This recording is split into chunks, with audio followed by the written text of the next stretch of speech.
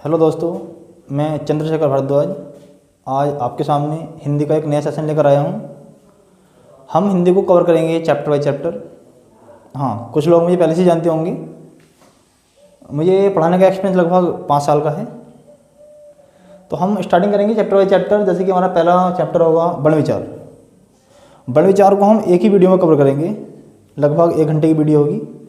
वर्ण विचार में आपको लगभग सब कुछ मिलेगा, मुश्किल से ही कुछ आउट होगा, इससे सब कुछ इसमें सम्मिलित रहेगा। तो हम स्टार्ट करते हैं।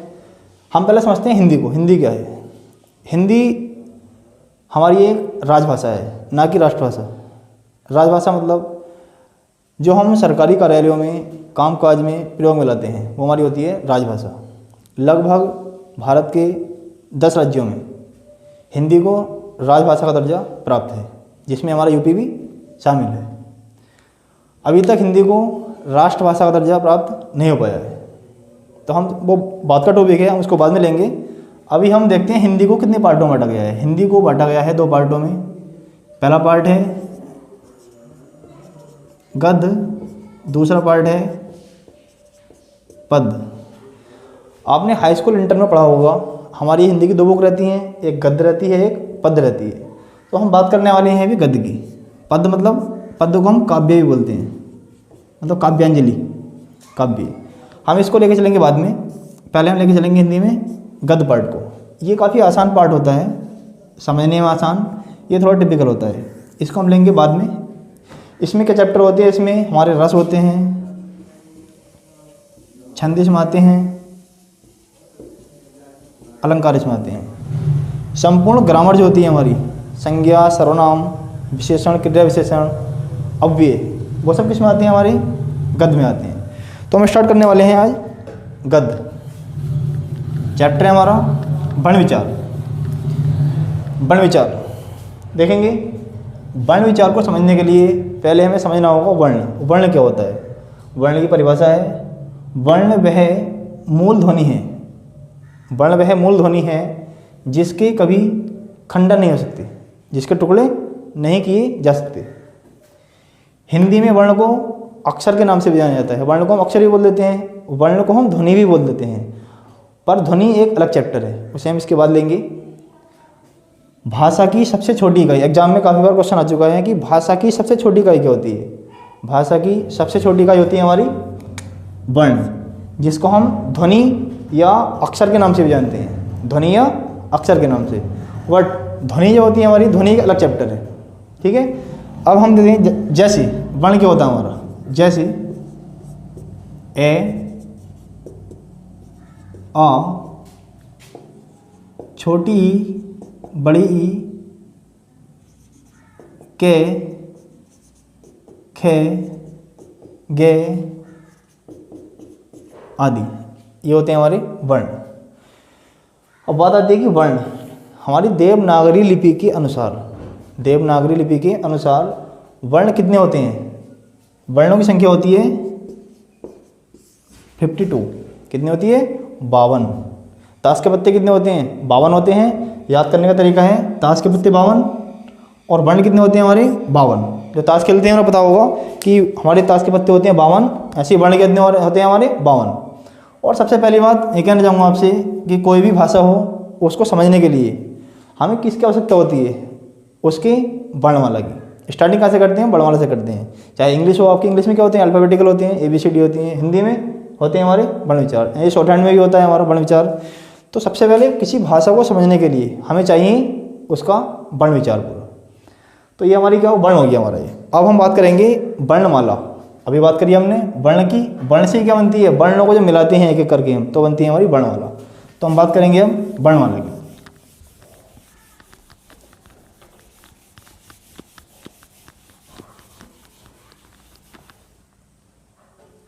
वर्णमाला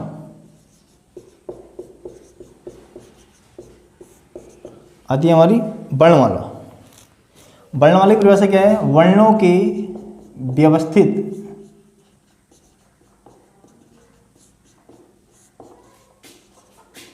समूह को वर्णमाला कहते हैं। जब हम वर्णों को क्रम से रखते हैं, वर्णों को जब हम क्रम से रखते हैं तो हमारी बन जाती है वर्णमाला। परिभाषा क्या है? वर्णों के व्यवस्थित समूह को क्या कहते हैं? वर्णमाला कहते हैं। जैसे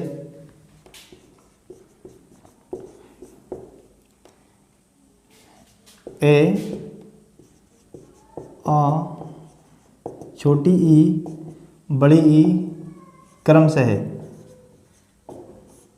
क्रम से मतलब छोटी ई की बात बड़ा ऊ, छोटा ऊ, बड़ा ऊ, ये हमारे क्रम से चलेंगे। ए, आ, छोटी, बड़ी, छोटा ऊ, बड़ा ऊ, री री, ए, आई, ओ, औ, अंग, अह। 13 हमारे क्या हो गए? स्वर हो गए। उसके बाद के, खे, गे, घे, अणे, चे, छे, जय, झे, ओए, टे, ठे, रे, डे, अणे। इस तरह चलते हैं ये, ठीक है। ये क्रम से ही चलेंगे। जब तक हम क्रम से नहीं लिखेंगे इसको तब तक हमारी वर्णमाला वो नहीं कहलाएगी, ठीक है। हमारी वर्णमाला क्लियर। उसके बाद हम बात करते हैं इसके मौखिक क्वेश्चन की। अब देखेंगे हिंदी में उच्चारण के आधार पर वर्ण कितने होते हैं। हिंदी में उच्चारण के आधार पर वर्ण कितने होते हैं? उच्चारण के आधार पर वर्ण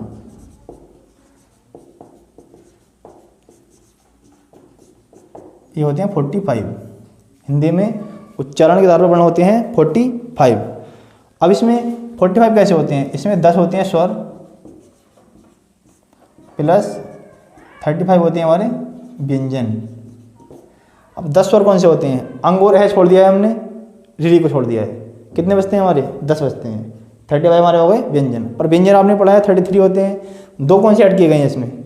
2 ऐड किए गए हैं उच्छिप्त व्यंजन, जिन्हें बोलते हैं द्विगुण। कौन से होते हैं उच्छिप्त हमारे? ळ और ढे, इनके नीचे बिंदी आती है, ये कहलाते हैं उच्छिप्त व्यंजन या द्विगुण व्यंजन। तो हमारे होते हैं 35 व्यंजन। 10 और 35 कितने हो गए? 45। हम बात करेंगे इसके बाद लेखन के आधार पर कितने होते हैं। लेखन के आधार पर वर्ण कितने होते हैं? लेखन के आधार पर वर्ण होते हैं हमारे 52। कितने होते हैं? 52। किस तरह होते हैं? 13 होते हैं हमारे स्वर, जो हम ऑल ओवर लगाते हैं। जब 13 लगाते हैं इसमें स्वर, और इसमें 35 लगाते हैं हम व्यंजन प्लस। अब 35 और 13 कितने हो गए? ये हो गए हमारे 48। अब हमारे बचते हैं 4। अब 4 जो होते हैं हमारे 4 बचते हैं संयुक्त व्यंजन। संयुक्त व्यंजन। अब संयुक्त व्यंजन क्या होते हैं ये आपको आगे बताएंगे। अभी जब व्यंजन चैप्टर आएगा हमारा, इसमें ऐड होगा वो, तो आपको बताया जाएगा। संयुक्त व्यंजन 4 होते हैं वैसे, त्रे, छे, गे, ठीक है, ये होते हैं हमारे 4। इसके बाद हम आगे करेंगे। अभी अब हम आगे बढ़ते हैं।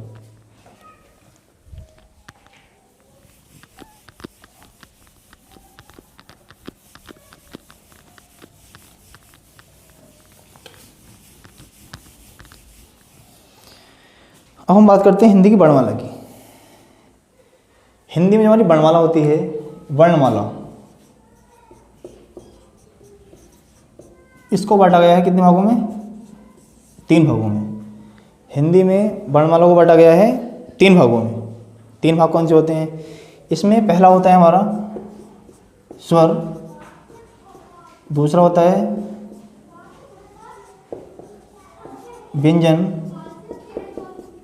और तीसरा होता है अयोगवा। पहला होता है हमारा स्वर, दूसरा होता है व्यंजन, तीसरा होता है अयोगवा। स्वर क्या होता है? ये होते हैं स्वतंत्र। इन्हें बोलने के लिए किसी भी वर्ण की आवश्यकता नहीं पड़ती है। स्वरों को बोलने के लिए किसी भी वर्ण की आवश्यकता नहीं पड़ती है। बात आती है व्यंजन की। व्यंजन क्या होता है?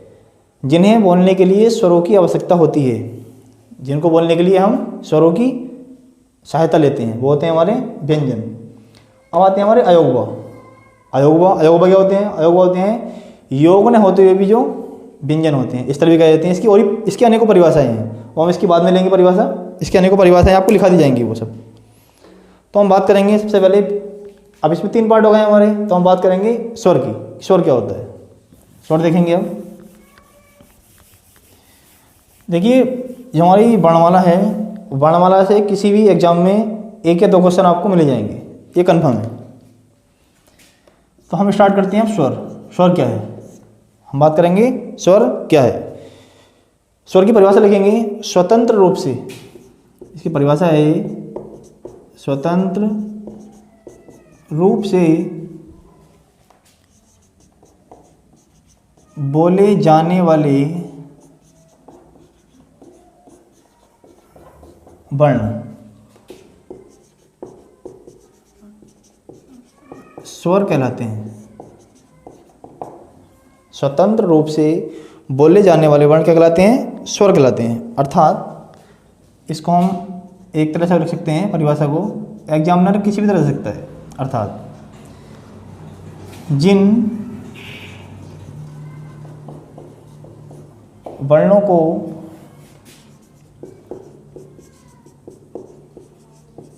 बोलने के लिए किसकी आवश्यकता होती है?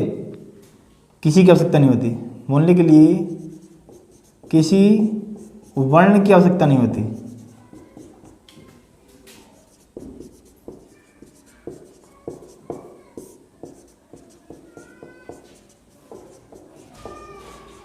होती है, स्वर कहलाते हैं। या तो कहेंगे कि स्वतंत्र रूप से बोले जाते हैं, या फिर कहेंगे जिन वर्णों को बोलते समय या बोलने के लिए किसी भी वर्ण की आवश्यकता नहीं होती है। बात एक ही हुई है, पर एग्जामिनर दोनों तरह से दे सकता है। अब आगे देखेंगे, स्वरों का एक नाम भी है। स्वरों का एक नाम भी है। अक्सर एग्जाम में एक दो बार आया हुआ है कि स्वरों को हम किस नाम से जानते हैं। तो लिखेंगे स्वरों को हम अच के नाम से जानते हैं। स्वरों को हम अच के नाम से जानते हैं।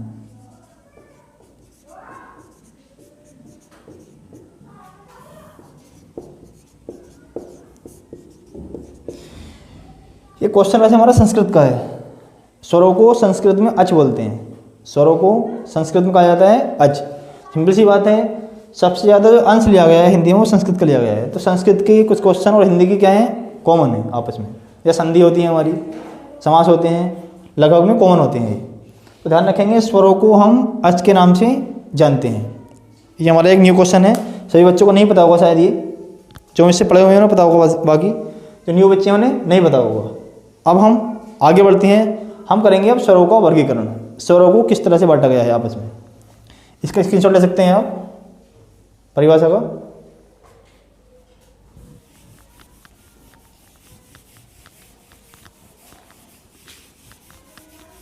आगे देखेंगे,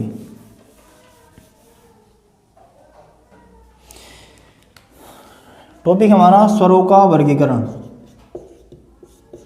स्वरों का वर्गीकरण।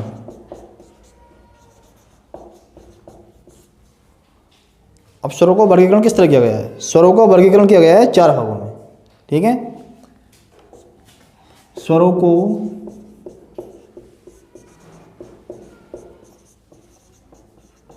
चार भागों में बांटा गया है। अगर हम शुद्ध हिंदी की बात करेंगे तो 4 ऐसे बनता है, और हम बात करेंगे रोमन में तो रोमन में से बनता है। ये रोमन का 4 है और ये हमारा हिंदी का 4 है। देवनागरी लिपि, देवनागरी लिपि में ये संख्याएं होती हैं 2 3 4 5 6। रोमन में ये होती हैं 1 2 3, आपने सुना होगा। ये इंग्लिश की होती है हमारी, पर हम यूज वाले करते हैं आजकल आधुनिक में। तो देखेंगे 4 भागों में बांटा गया है। 4 भाग कौन कौन से हैं? सबसे पहला आता है हमारा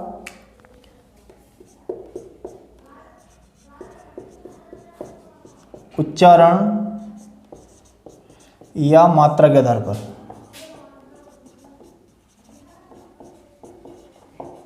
उच्चारण या मात्रा के आधार पर। नंबर 2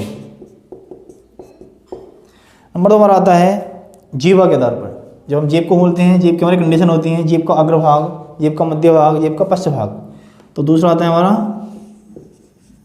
जीवा के आधार पर।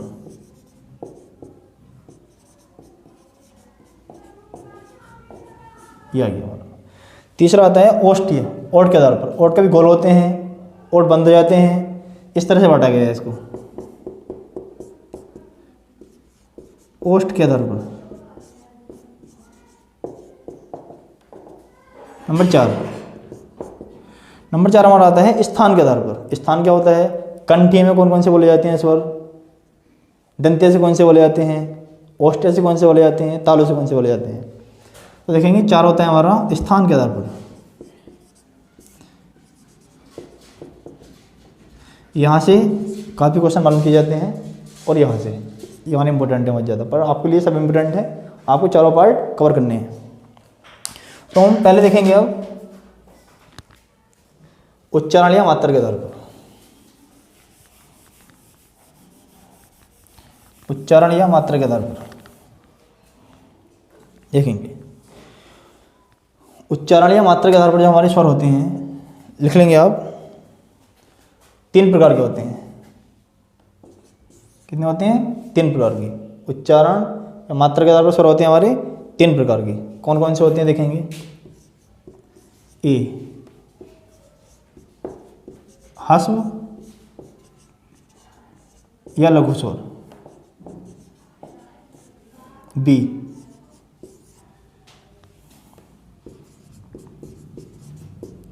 दीर्घ या गुरु स्वर, गुरु भी बोल देती हैं इसको, सी ये होता है हमारा प्लुत स्वर, प्लुत स्वर ये होता है। ह्रस्व स्वर क्या होते हैं? जिनको बोलने में केवल एक मात्रा का प्रयोग किया जाता है।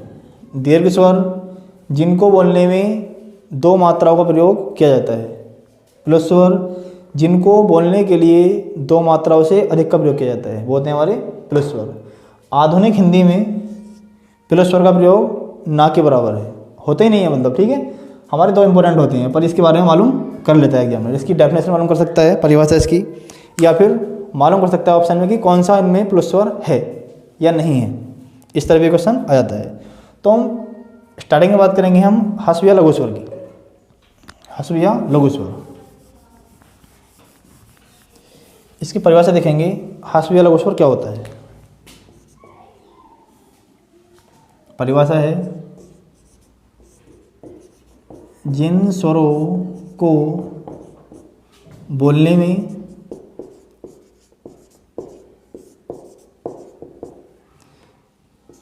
एक मात्रा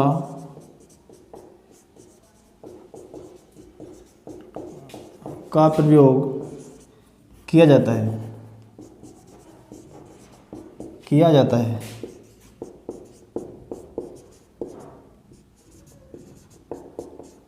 अर्थात 2 परिभाषा होती हैं इसकी। एक परिभाषा होती है जिन स्वरों को बोलने में केवल एक मात्रा का प्रयोग किया जाता है, अर्थात जिन स्वरों को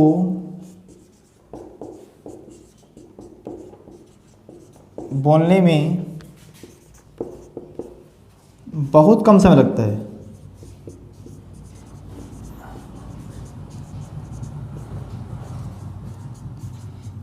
जिन स्वरों को बोलने में बहुत कम समय लगता है, हमारे क्या होते हैं वो? ह्रस्व या लघु स्वर होते हैं।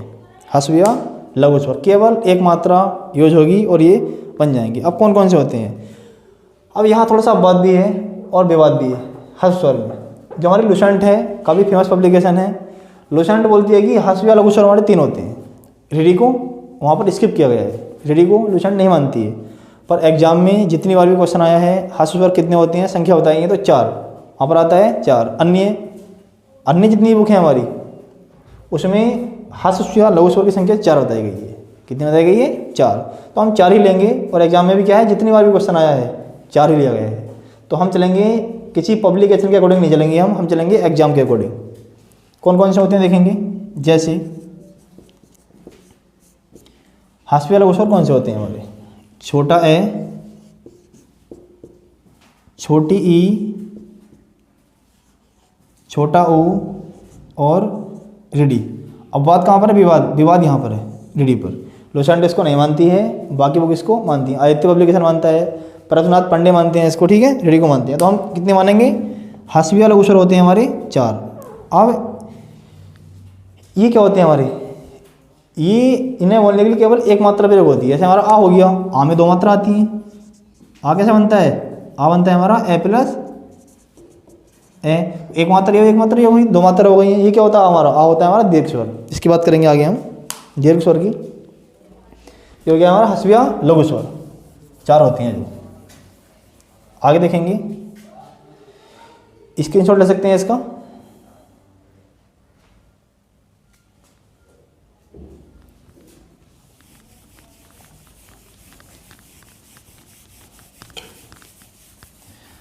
अब हम बात करेंगे दीर्घ या गुरु स्वर, बी ऑप्शन।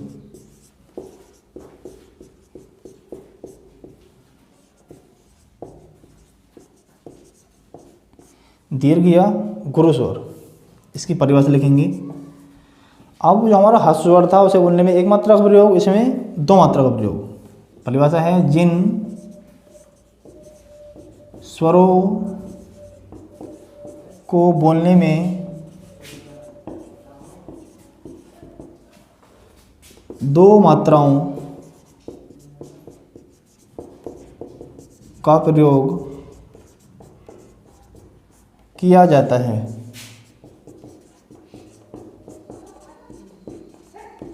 अर्थात इसकी भी परिभाषा दो होती हैं। या हम कहेंगे जिन स्वरों को बोलने में दो मात्रा का प्रयोग किया जाता है, या फिर कहेंगे जिन स्वरों को बोलने में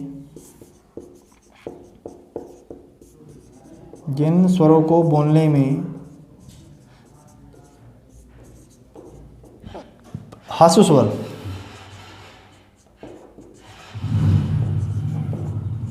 या लघु स्वर से दो गुना समय लगे। दो गुना मतलब क्या हुआ, उसमें एक मात्रा का तो इसमें दो मात्रा का, दो गुना समय हो गया। बोलने में ह्रस्व स्वर से दो गुना समय लगे, क्या कहलाते हैं? दीर्घ या गुरु स्वर। दीर्घ या गुरु स्वर कहलाते हैं। इनकी संख्या कितनी होती है? इनकी संख्या होती है 7। दीर्घ या गुरु स्वर की संख्या कितनी होती है? 7। अब सातों का नाम लिखेंगे, कौन कौन से होते हैं हमारे। यहाँ पे दिख रहा है, सातों देखेंगे। अब 7 कौन से होते हैं, जैसे पहला होता है हमारा अ, दूसरा होता है बड़ी, बड़ाऊ, ए, आई, ओ, औ। ये 7 होते हैं हमारे। अब इन्हें बोलने में दो मात्रा का समय लगता है, तो दो से बनते हैं। किन्हीं दो वर्णों से मिलके बनते हैं, दो स्वरों से मिलके बनते हैं। आगे से बनता है ए प्लस ए बराबर क्या बना? आ। दो मात्रा, एक मात्रा और एक मात्रा, दो मात्रा हो गई है तब बना है। बड़ी छोटी प्लस छोटी, छोटी छोटी को मिलाएंगे कब बन जाएगी? बड़ी बन जाएगी। बड़ा ऊ, छोटा ऊ प्लस छोटा ऊ। यहाँ तक वह सिंपल था, सभी को पता होगा। बात आती है यहाँ पर, ये हमारे संधि में प्रयोग होते हैं, गुण संधि और वृद्धि संधि में। इसे कैसे तोड़ते हैं? दो तरीके होते हैं तोड़ने के। ऐसे हम तोड़ेंगे इसको संधि के अकॉर्डिंग। दो मात्रा देखनी है हमें कौन सी आती है इसमें। तो हमारा ए और ई मिलेगा तो बन जाएगा ए। बड़ा आ और बड़ी मिलेगी, बड़ा आ और बड़ी मिलेगी तो क्या बन जाएगा हमारा? आई।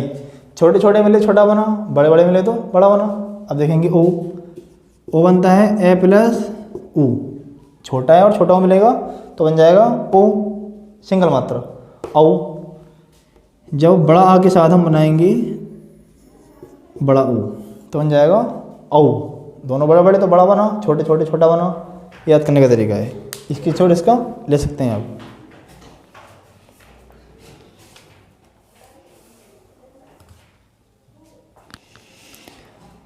और इसमें एक छोटा सा एक पॉइंट है, लिख लेंगे इसके नीचे नोट में।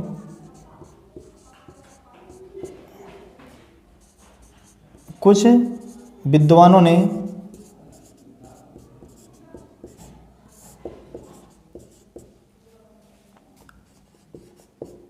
ओ, इसको भी औ बोलते हैं, पर ये हमारा क्या है? ये हमारा आगत स्वर है। इसको हम क्या बोलते हैं? इसको हम आगत स्वर के नाम से भी जानते हैं। आगत स्वर मतलब जो हिंदी में बाद में सम्मिलित किया गया है किसी अन्य भाषा से। अन्य भाषा कौन सी? अंग्रेजी। ये अंग्रेजी भाषा का शब्द है, वर्ण है। ये अंग्रेजी भाषा का वर्ण है। डॉक्टर, डॉक्टर क्या करते हैं हम? डॉक्टर में लगाते हैं ना, ये हमारा आई होता है डॉक्टर। तो ये क्या है? हमारा आगत स्वर भी कहलाता है, पर इसको सम्मिलित किया गया है दीर्घ स्वर में। तो लिखेंगे कुछ विद्वानों ने औ को भी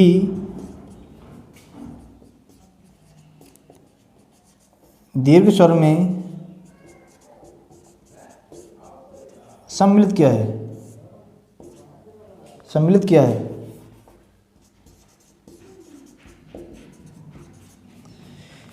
ये हो गया आपको कंप्लीट दीर्घ लघु स्वर। इसकी स्क्रीनशॉट इसका ले सकते हैं आप। हम आगे चलेंगे। अब हम आता है हमारा प्लुत स्वर।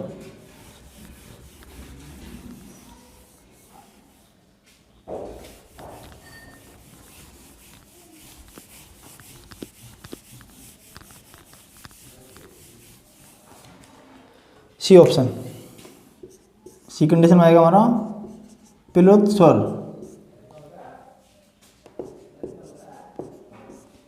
इसकी परिभाषा, जितने भी हमारे प्लुत स्वर है, ह्रस्व स्वर है, जितनी भी चीज़ें होती है, परिभाषा जरूरी होती है। एग्जामिनर आजकल क्वेश्चन किस तरह दे रहा है, परिभाषा देता है, मालूम करता है किसकी परिभाषा है, तो परिभाषा हमें याद होनी जरूरी है। और परिभाषा के द्वारा हम क्या है, हम उसे समझ सकते हैं कि क्या कहना चाहता है। देखो परिभाषा दी हमारी ह्रस्व स्वर की, एक मात्रा का समय लगता है, मतलब छोटा है, छोटी, छोटा और री, दो मात्रा का समय लगता है। तो हमारे साथ आ गए थे वो, तो परिभाषा बता दी है कि हमें क्या क्या वहाँ पर रखना है।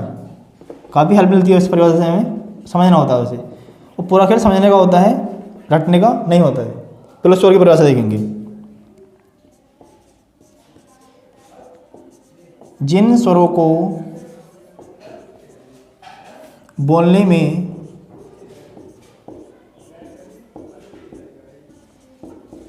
दो से अधिक मात्राओं का समय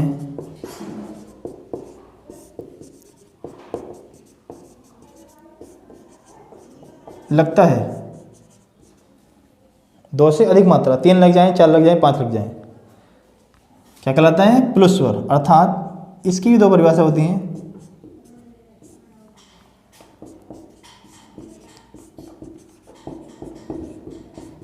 जिन स्वरों को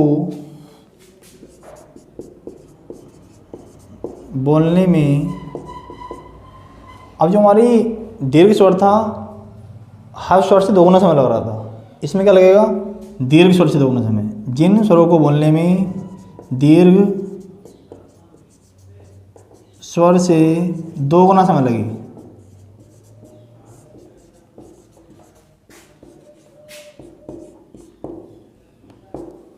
प्लुत स्वर कहलाता है। अब इसमें एक चीज़ आती है इसमें कि प्लुत स्वर का प्रयोग हम करते कहाँ पर हैं, यह एग्जाम में मालूम कर लेता है। तो देखेंगे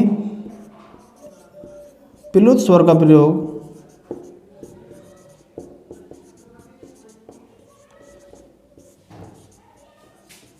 नाटक के संवादों,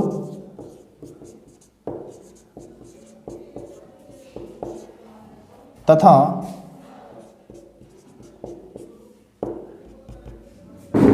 किसी व्यक्ति विशेष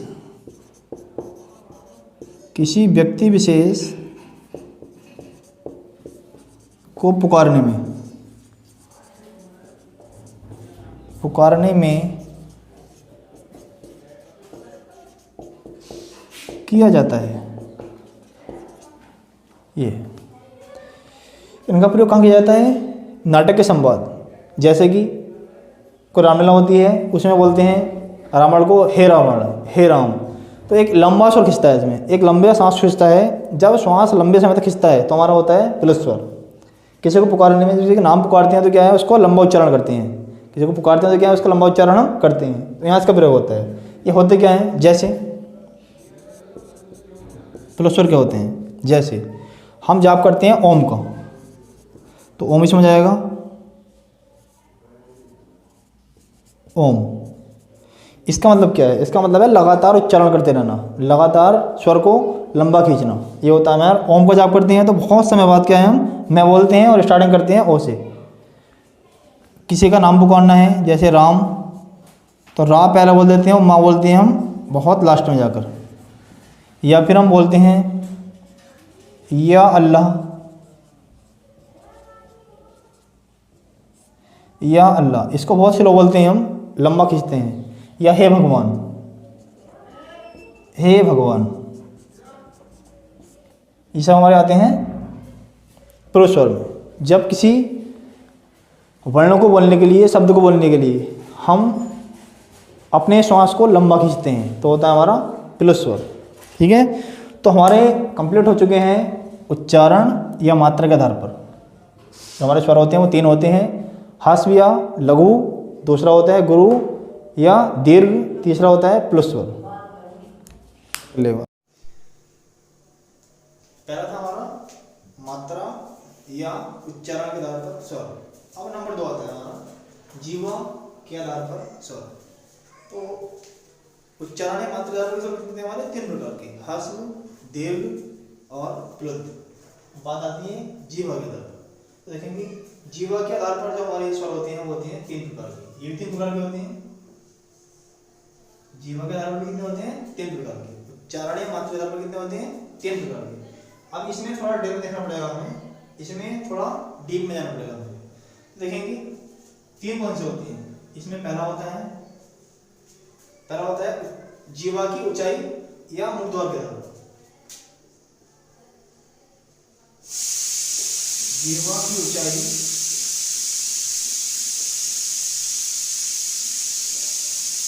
या मुखद्वार।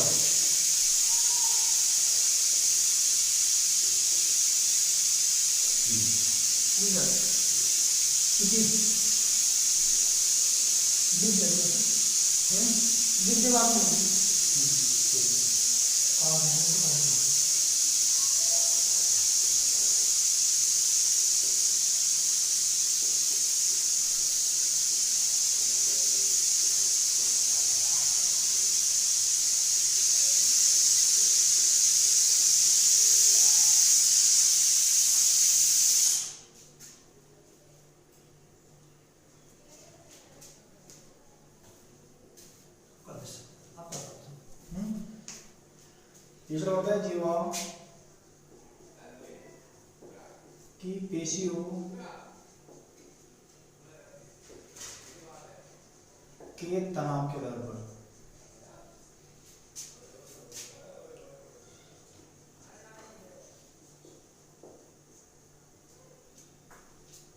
देखेंगे जीवा के आधार पर स्वर 3 प्रकार के।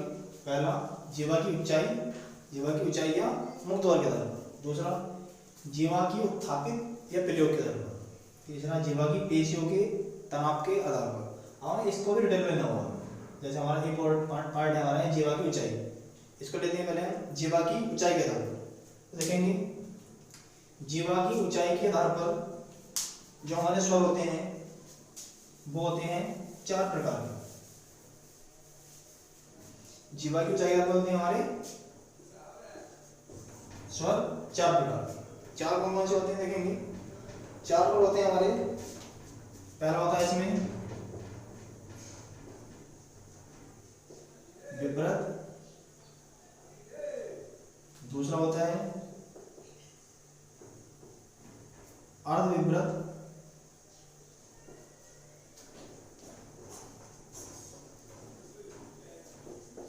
तीसरा होता है समृद्ध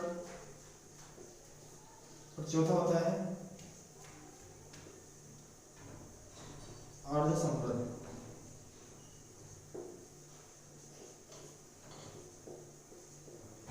इसको हमें देखना है परिभाषा सहित। इसकी परिभाषा क्या क्या होती है देखेंगे। सबसे पहला आता है हमारा विपरीत। इसमें क्या होता है जिस स्वर को बोलते समय या जिस स्वर को बोलने में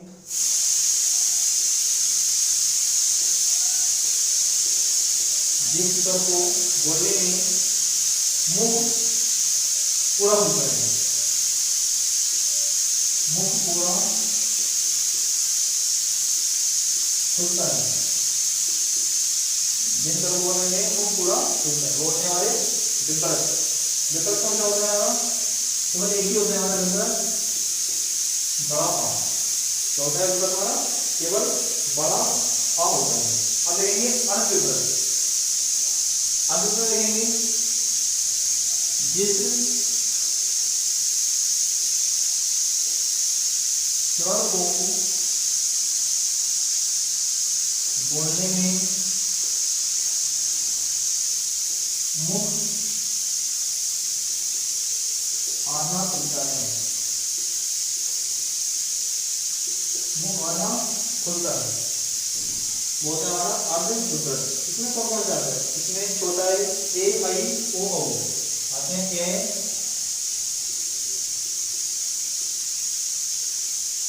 ए औ और आता है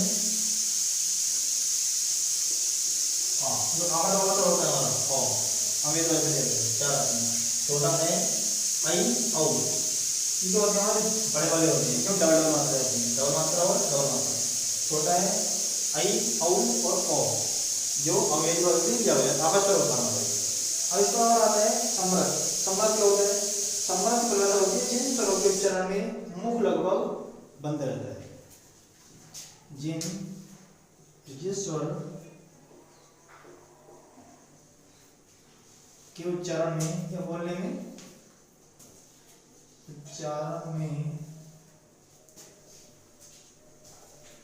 मुख लगभग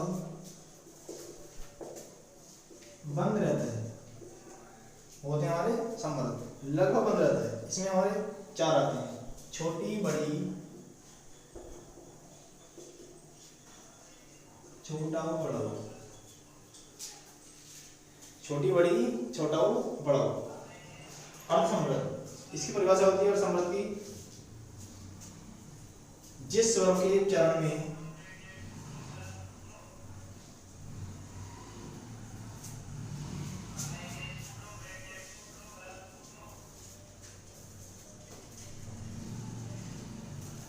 मुख लगभग आधा बंद रहता है। मुख लगभग आधा बंद रहता है। इसमें कौन कौन जाते हैं हमारे? इसमें आते हैं हमारे ए और ओ मतलब जो हमारी होती है गुण संधि। गुण संधि में क्या होता है? ए और ओ आता है वो इसमें आते हैं ए और ओ। सिंगल मात्रा वाले आते हैं हमारे अर्ध समृद्ध और डबल मात्रा वाले आते हैं अर्ध विभ्रत। ये आप ध्यान रखेंगे। अब हमें देखना है इन चारों को याद कैसे करते हैं। अब इसमें बड़ा आता है इसमें हमारा ए आई ओ आता है। इन्हें याद करने का तरीका क्या है? याद करने का तरीका परिभाषा है। याद करने का तरीका है परिभाषा। जिस स्वर को बोलने में मुख पूरा होता है। जब आप बोलते हैं तो क्या मुख पूरा खुल जाता है आ बोला तो आपने क्या मुख पूरा खुला आपका किस में आ गया हमारा विभ्रत में। विभ्रत बोलते हैं कि मुंह पूरा खुल जाएगा तो स्वतंत्र रहता है मुंह लगभग पूरा खुल जाता है मुंह तो आ गया इसमें। अब इसके बाद लेंगे डायरेक्ट हम समृद्ध। इसमें लगभग मुंह बंद रहता है। लगभग मुंह बंद रहता है जो हमारी वायु होती है कंठ से निकल के क्या है बहुत कठिनाई से बाहर निकलती है। जैसे ई तो आपका तालु जो होता है जीभ होती है वो क्या है लगभग नीचे मिल जाती है ई। अब इसे बोलने का तरीका क्या है? जल्दी बोलते हैं। छोटी जो होती है हमारी इसको हम जल्दी बोलते हैं ई और ई। लंबा बोलेंगे तो बड़े ही ऐसे छोटा ऊ और ऊ लगभग क्या है वो हमारा बंद रहा है। अब देखेंगे अर्ध विभ्रत बोलता है जिन स्वरों को बोलने में मुख आधा खुलता है। ये और ये परिभाषा लगभग सेम होती है। तो याद करने का तरीका आपको बताया मैंने। जो हमारा अर्ध विभ्रत होता है इसमें मुंह खुलता है पूरा मतलब बड़े वाले आएंगे इसमें। तो हमारे जो हमारी वृद्धि संधि में आती है आई औ ये दोनों आ गए हमारे आगे स्वर इसमें आ गए हैं। और जो हमारा छोटा ए होता है वो भी इसमें आता है। आपको ध्यान रखना है छोटा ए भी इसमें आता है। अब वृद्धि संधि वाले डबल सिंगल गुण संधि वाले किसमें आएंगे हमारे अर्ध समृद्ध। ठीक है ए और ओ इनका मतलब होता है सिंगल मात्राएं। इनका मतलब होता है सिंगल मात्रा ये मतलब होता है और इन दोनों का मतलब होता है डबल मात्रा ये इस तरह से सभी को पता होगा लगभग। ठीक है अब आगे बढ़ते हैं। हमारा था जीवा के उत्थापित के प्रयोग के आधार। आप ये क्या होती है देखेंगे। इस आधार को जो स्वर होते हैं हमारे बोलते हैं तीन। कितने होते हैं? तीन। और जीवा की ऊंचाई के आधार पर कितने होते हैं? चार थे हमारे। इसके आधार पर हमारे तीन कौन कौन से होते हैं देखेंगे। इसमें तीन कौन कौन से। अब जीवा को उत्थापित मतलब क्या हो? जीवा हमारी मूल जीवा जो होती है संपूर्ण जीवा इसमें कौन सा स्वर कहाँ से बोला जाएगा? जीवा के मध्य भाग से कौन सा बोला जाएगा? पश्च भाग से कौन सा बोला जाएगा? अग्र भाग से कौन सा बोला जाएगा? इसमें ये होता है। तो देखेंगे जीवा के उत्थापित के प्रयोग के आधार पर तीन स्वर होते हैं हमारे। इसमें देखेंगे कौन कौन से होते हैं हमारा। पहला होता है अग्र स्वर जो जीवा की आगे के भाग से बोले जाते हैं। दूसरा मध्य स्वर। तीसरा होता है अग्र मध्य पार्श्व स्वर। इतना सही समझ गए होंगे कि क्या कहना चाह रहा है।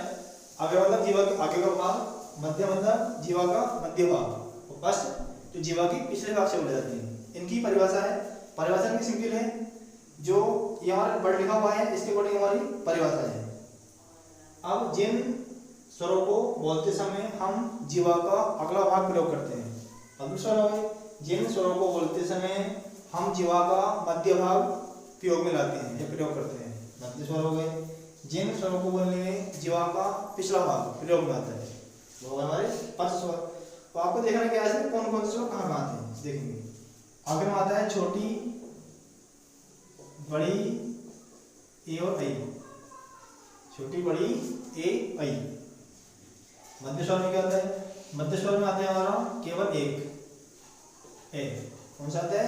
केवल ए आता है, ओनली। अब जो बच्चे हमारे पसंद आ रहे हैं याद करने का तरीका देखते हैं। हम थोड़ी याद कर लेंगे, बाकी जो बचेंगे यहाँ ले जाएंगे पसंद तो देखेंगे। अगर बोल के देख लेंगे हम आगे शब्द में तो ई, ये क्या है? जैसे अगला होता है वो क्या है? एक्टिविटी करता है। ई ई ऊ ऊ जीवा का अगला भाग होता है पूरा। मध्य में ए, जी बिल्कुल स्थिर रहती है, ना हिलती है ना डुलती है। मतलब क्या है? जीवा के जो बीच का भाग होता है ऊपर हो जाता है, उसको बाहर निकलती है और भाग जाती है। फर्स्ट स्वर में फर्स्ट क्या है? बड़ा। हाँ, उसके बाद छोटी बड़ी आ गई है। बच्चा हमारा छोटा हो बड़ा हो। और क्या बच्चा है हमारा? गिरी बच्चा है। और क्या बच्चा है हमारा? ओ बच्चा है और आओ। जीवा की पेशियों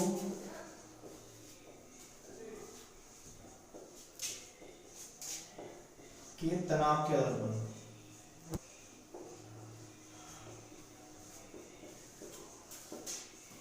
लगभग आपने जीवा की ऊंचाई, जीवा के प्रयोग के आधार पर पढ़ रखी है। लुशांट में दिए हुए भी हैं, पर ये जो हमारा तीसरा टॉपिक है जीवा की पेशियों के तनाव के आधार पर, लुशांट में टॉपिक नहीं दिया हुआ है।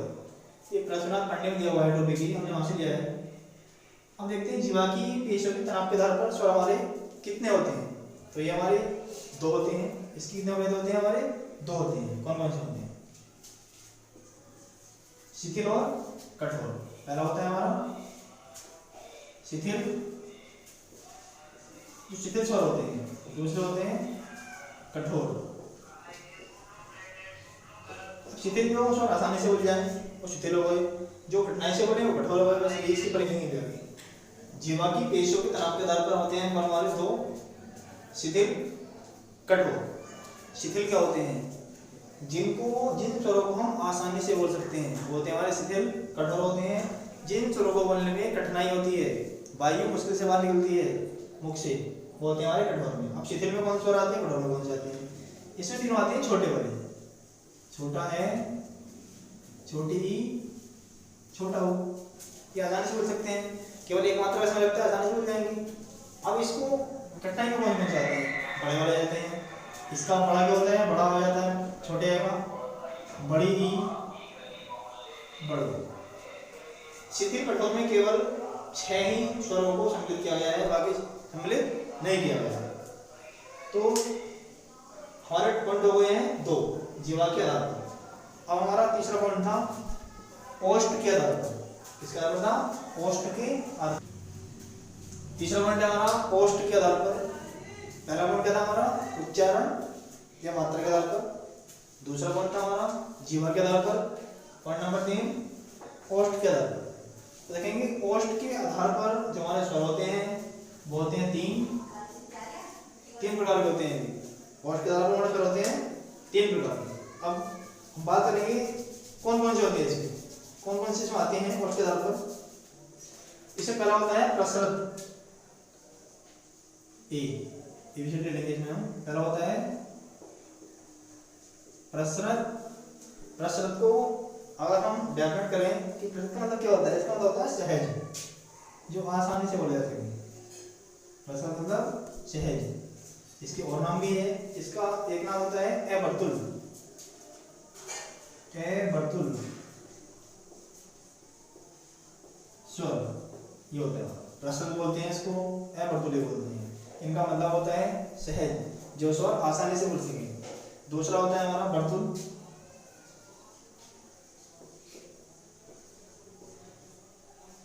दूसरा होता है बर्तुल स्वर, बर्तुल स्वर। इसी होता है हमारा अर्धवर्तुल।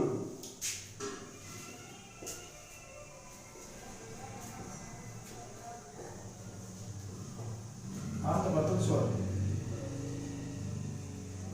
ये टॉपिक भी आपका विषय में नहीं है। अब इसमें कौन कौन से स्वर रखे जाएंगे देखेंगे। हमारा जो प्रसृत या अवर्तुल होता है, इसमें छोटी बड़ी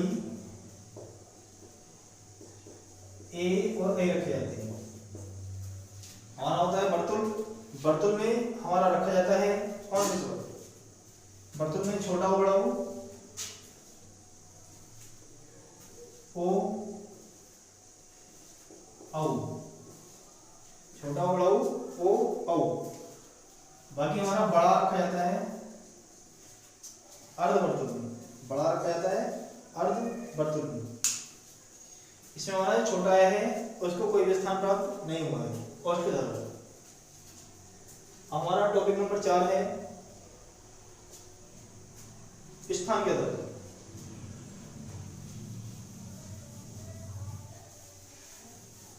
स्थान के धर्म,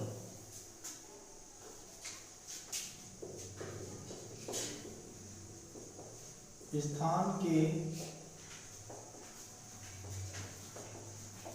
आधार पर। ये हमारा बहुत वेरी इंपॉर्टेंट है, यहाँ से क्वेश्चन आते हैं बहुत ज्यादा हमारे स्थान के आधार पर। तो उसमें कौन सा स्वर किस स्थान से बोला जाता है, इसमें कोई निश्चित संख्या नहीं है कितने प्रकार के होते हैं, इसमें वैसे देख लेंगे। पहला होता है हमारा ए कंठी, कंठीय स्वर। बीच में आता है, सबसे पहले कंठ आता है, उसके बाद हमारा आता है तालव्य, तालव्य स्वर। के बाद आता है मूर्धा, जिसको मूर्धन्य बोलते हैं, मूर्धन्य स्वर डी के।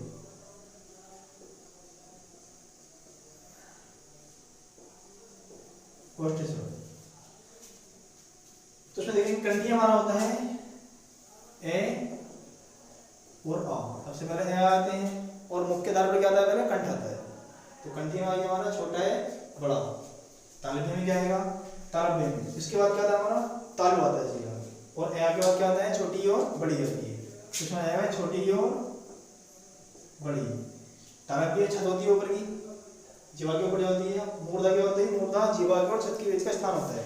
जो ऊपर तालु होती है उसका, उसके नीचे और जीवा के ऊपर मूर्धन्य। मूर्धन्य देखेंगे, मूर्धन्य आता है हमारा रीडी, मूर्धन्य आता है रीडी। ओष्ठ स्वर, ओष्ठ में आता है हमारा छोटा ऊ बड़ा ऊ। जब छोटा बड़ा बोलते हैं तो हमारा जो ऊ होता है, ऊ हमारे होठ गोल हो जाते हैं, ओष्ठ हमारे क्या हो जाते हैं, गोल हो जाते हैं। ये हमारे चारों में हमारे ओ औ एक ही बसता है, वो बनते हैं दो स्थानों को मिलाकर। जैसे हमारा कंठ तालव्य होता है ई,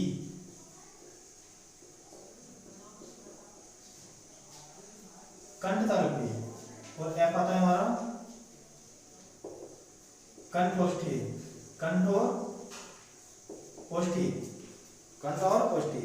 ये क्या होते हैं, हमारा कंठ तालव्य में आता है ए आई, ए ओ आई। जब ए और आई को बोलते हैं तो कंठ प्लस तालु, ए आई। वायु कंठ से निकलेगी और कहाँ टकराएगी, तालु पर जगह टकराएगी। कंठोष्ठी में आएगा हमारा ओ औ, वायु कंठ से निकलेगी और स्वर।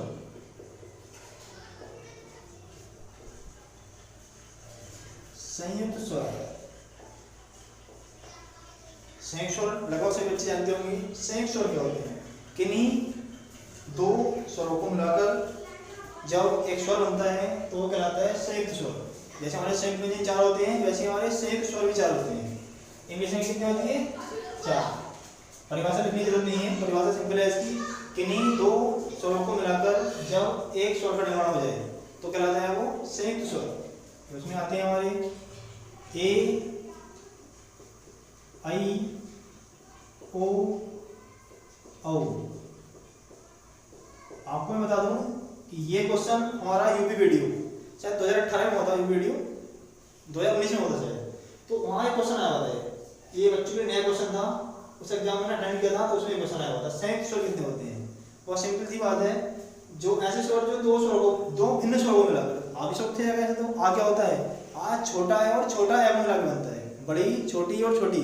और यहाँ पर ये क्या है, किन्हीं दो भिन्न स्वरों को मिलाकर बनते हैं, किन्हीं दो भिन्न स्वरों को मिलाकर। जैसे हमारा ए है, कैसे बनता है, जब ए के साथ क्या मिलाए हम, ई बन जाएगा ए। जब हम बड़ा के साथ मिलाएंगे, बड़ी बन जाएगा आई। जब हम छोटे ए के साथ मिलाएंगे ओ बन जाएगा, बड़ा के साथ बड़ा मिलाएंगे तो ओ बन जाएगा। ये दोनों भिन्न स्वर हैं, किन्हीं भिन्न स्वरों को मिलाकर जो स्वर बनता है वो होता है हमारा संयुक्त स्वर। अब इसके बाद अगला टॉपिक हमारा आता है आगत स्वर, जिसके हम काफी बार जिक्र कर चुके हैं पीछे, देखेंगे आगत स्वर।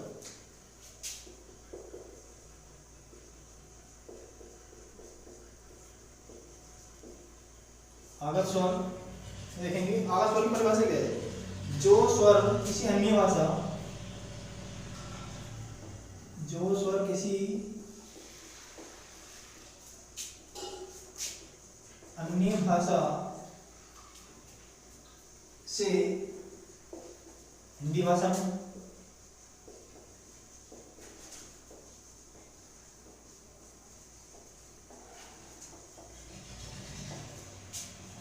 सम्मिलित किए गए हैं,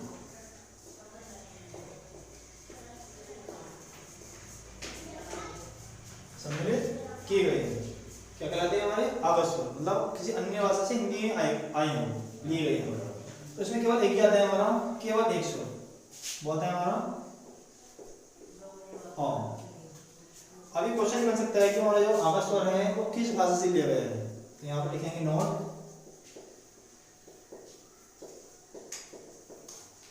ये स्वर अंग्रेजी भाषा से सम्मिलित किया गया है, सम्मिलित किया गया है।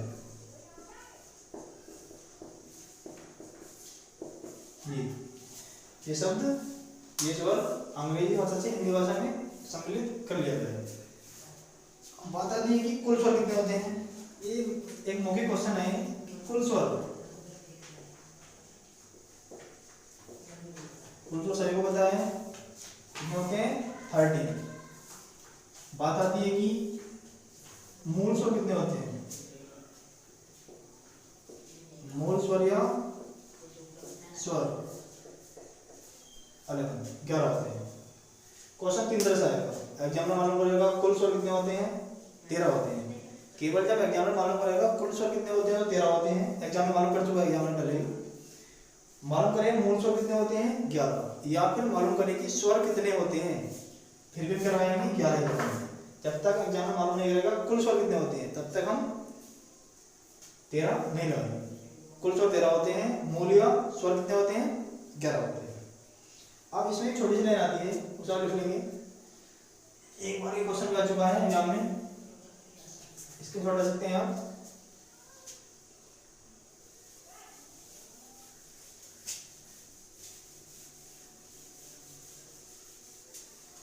डालेंगे हेडिंग विशेष,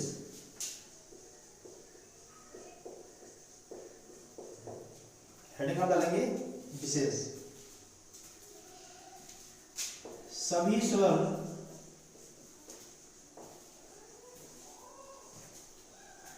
सहघोष तथा अल्प प्राण होते हैं। ये हमारा स्वर चैप्टर समाप्त। तो देखेंगे सभी स्वर हमारे सर्वस होंगे और अल्पप्राण होंगे, ठीक है, ध्यान रखेंगे इस चीज का। बाकी और हमारा सर्वस बचता है, अल्पप्राण अप्राण है, इसके लेकर आगे करेंगे। और जो अगली वीडियो है हमारी बहुत जल्द आएगी, वो हमारा टॉपिक होगा व्यंजन। व्यंजन, क्योंकि ये वीडियो काफी लंबी हो चुकी है, बड़ा चैप्टर है, इंपॉर्टेंट चैप्टर है, इसलिए हम इसे लेंगे टॉपिक वाइज। हम इसे अगली वीडियो में लेंगे। अगला टॉपिक क्या होगा हमारा? व्यंजन। बहुत जल्द मिलेंगे आपको, तब तक के लिए